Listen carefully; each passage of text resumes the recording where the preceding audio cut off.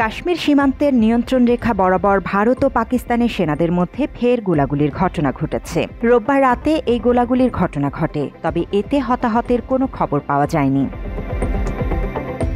এ নিয়ে টানা 4 রাত ধরে কাশ্মীর সীমান্তে ভারত ও পাকিস্তানি সেনাদের মধ্যে গোলাগুলির ঘটনা ঘটল। সোমবার এক প্রতিবেদনে এই তথ্য জানিয়েছে ভারতীয় সংবাদ মাধ্যম এনডিটিভি। অবশ্য ভারতীয় গণমাধ্যমে গোলাগুলির বিষয়ে বরাবরের মতো পাকিস্তানকে দোষারোপ করা হলেও পাকিস্তানের পক্ষ থেকে বা দেশটির সংবাদ মাধ্যমে এখনও এ বিষয়ে কোনো তথ্য পাওয়া যায়নি। এনডিটিভি বলছে, জম্মু ও কাশ্মীরে নিয়ন্ত্রণ রেখা বরাবর টানা 4র্থ রাতেও সংঘর্ষ বিরতি লঙ্ঘন করে বিনা উস্কানিতে পাকিস্তানি সেনারা গুলি চালিয়েছে বলে দাবি করেছে ভারতীয় সেনাবাহিনীর কর্মকর্তারা।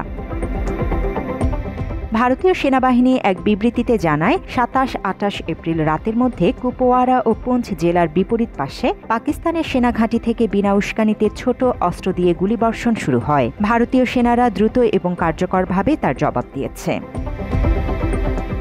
এই প্রথমবারের মতো পুঞ্চ সেক্টরেও পাকিস্তানের সেনারা সংঘর্ষ বিরতি লঙ্ঘন করল বলে দাবি করেছে ভারতীয় সেনাবাহিনী। স্যার, हमारी ट्रेनिंग ही से स्थिति हुआ है कि हर जगह हमें ढलना कर सकें सर और हर मुकाबले के लिए लड़ने।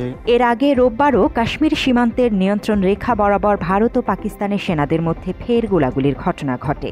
এদিনের গোলাগুলির বিষয়ে চীনের সংবাদ সংস্থা সিনহুয়া জানিয়েছে, কোনো ধরনের প্ররোচনা ছাড়াই নিয়ন্ত্রণ রেখায় গুলি চালাতে শুরু করে ভারতীয় সেনারা। পরে পাকিস্তানও পাল্টা গুলি চালিয়ে জবাব দিয়েছে। এর আগে গত বৃহস্পতিবার দিবাগত রাতে কাশ্মীরের নিয়ন্ত্রণ রেখা বরাবর 2 দেশের সেনাদের মধ্যে গোলাগুলি হয়।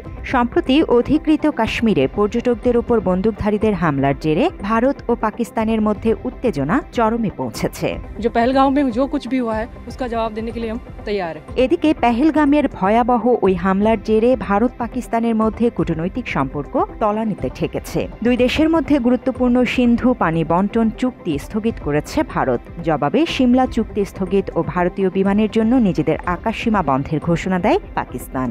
Any SVAS visas issued in the past to Pakistani nationals are deemed cancelled. তাছাড়া হামলার পরে 2 দেশই 48 ঘণ্টার মধ্যে প্রতিবেশী দেশের নাগরিকদের ভিসা বাতিল করে ফিরে যাওয়ার নির্দেশ দেয়। এতে ভারত ও পাকিস্তানের নাগরিকেরা নিজ নিজ দেশে ফিরে যেতে শুরু করেন। জান্নাতুল ফেরদৌস তমা, বাংলা এডিশন।